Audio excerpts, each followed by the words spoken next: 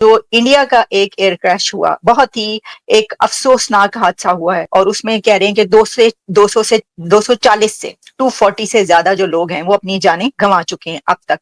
अच्छा, उस पर मैं देख रही थी कि आपने कुछ इससे पहले भी एक पाकिस्तान में क्रैश हुआ था, उसके ऊपर पोइट्री की, बहुत अच्छा लिखा। एक तो ये भी जरा थोड़ी सी अगर आप पढ़ेंगे तो एक ट्रिब्यूट के तौर पर जाने वालों के लिए हो जाएगा। लेकिन इसी के साथ मैं देख रही थी कि चलता क्या है कि भारत की तरफ से अगर वो जहाज गिरा है और उसमें बड़ी तादाद में हिंदू थे, यानी वहां के लोग थे, तो उसके ऊपर बड़ी, मैंने देखा कि बहुत से लोग जो है ना वो कहते हैं कि चलो कौन से मुसलमान थे, हिंदू थे तो कोई बात नहीं, ये उनके लिए बड़ा अच्छा होता है। ये बड़ी अफसोसनाक एक नैरेटिव है। मुझे याद है कि बचपन में टीचर ने, उस्ताद ने या किसी ने एक दफा ये कहा था कि अगर कोई यहूद हनूद हिंदू मरता है तो उसके ऊपर कहना चाहिए, अफसोस नहीं करना चाहिए, उसके ऊपर कहना चाहिए दाखिलुन नार फी जहन्नमा, कुछ इस तरह की बात हुई थी। मुझे नहीं पता ये कोई आयत है या वो हदीस है, लेकिन मुझे याद है अभी तक मेरी मेमोरी में कुछ ऐसी। तो मैं हमेशा सोचती थी कि अच्छा, वाकई किसी के मरने पर ऐसा होना चाहिए। आप बताइए कि आप क्या कहना चाहेंगे इस पर। आलिया, बहुत बहुत शुक्रिया, आपने मुझे वक्त दिया, आपने मुझे बुलाया। मेरा दिल बहुत दुखी है। जब आज मैं सुबह सो के उठा तो मैंने देखा कि इंडिया के अंदर ये जो अहमदाबाद से लंदन जाने वाली फ्लाइट थी, ये तैयारा जो है परवाज के 1 मिनट के बाद ही सबने देखा कि क्रैश कर गया। That was very very unfortunate. वो तो जाहिर है जो उसकी टेक्निकल डिटेल्स हैं वो तो मंजर आम पर आती रहेंगी। लेकिन आज जब मैं ऑफिस से वापस आ रहा था आलिया, और मैंने आपसे वादा किया हुआ था कि आज मैं आपके साथ स्ट्रीम करूंगा, तो मैंने ऐसे ही ना जियो न्यूज की हेडलाइंस लगा ली। आप यकीन करें आलिया कि पहली खबर सुनने के साथ ही जो उसकी लफ्फाजी थी, जो उसका नॉमनक्लेचर था, मेरा कलेजा कट गया। ये आपने तो अभी आम आदमी की बात की ना कि एक आम आदमी जो है हिंदुओं की या यहूदियों की मौत के ऊपर खुशी मनाता है। मैं पाकिस्तान के सबसे बड़े नशरियाती इदारे जियो न्यूज की बात कर रहा हूं, जिसको पाकिस्तान में सबसे ज्यादा पॉपुलर रेटिंग हासिल है और जो आजकल ISPR का माउथ पीस भी बना हुआ है। अच्छा, इसका बैकग्राउंडर ये है कि जब मई 2020 में PIA का तैयारा कराची में क्रैश हुआ था, तो जियो न्यूज की हेडलाइन ये थी कि 98 अफराद जाँ बहक और एक शख्स जो है, वो जो बैंक ऑफ पंजाब के CEO थे जफर मसूद साहब, वो मौतजाना तौर पर बच गए, उनको अल्लाह ताला ने बचा लिया।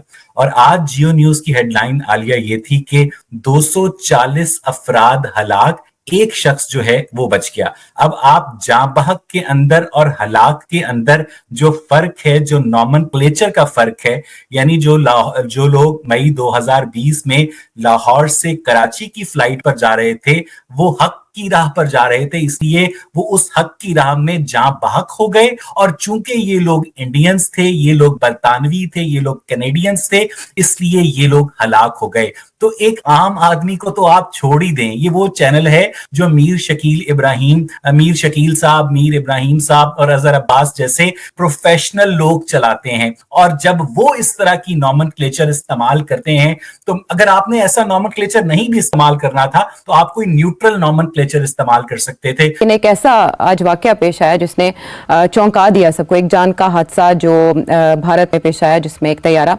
क्रैश हो गया उड़ते साथ ही, फ्लाइट करते साथ ही, और संभल नहीं सका, जिसके नतीजे में बड़ी तादाद में हलाकतें हुई हैं। और इस वक्त सभी परेशान हैं, तासुफ और ताज्जुब का इजहार कर रहे हैं कि हिस्ट्री नहीं रही इस तरह के हादसे की, स्पेशली ड्रीम लाइनर की।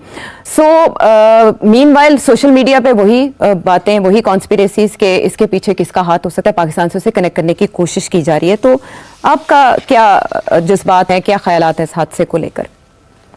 आयशा, ऑब्वियसली बड़ा अफसोस हुआ है। इस किस्म की ह्यूमन ट्रेजेडी पे तो हमें सबको ही अफसोस होना चाहिए।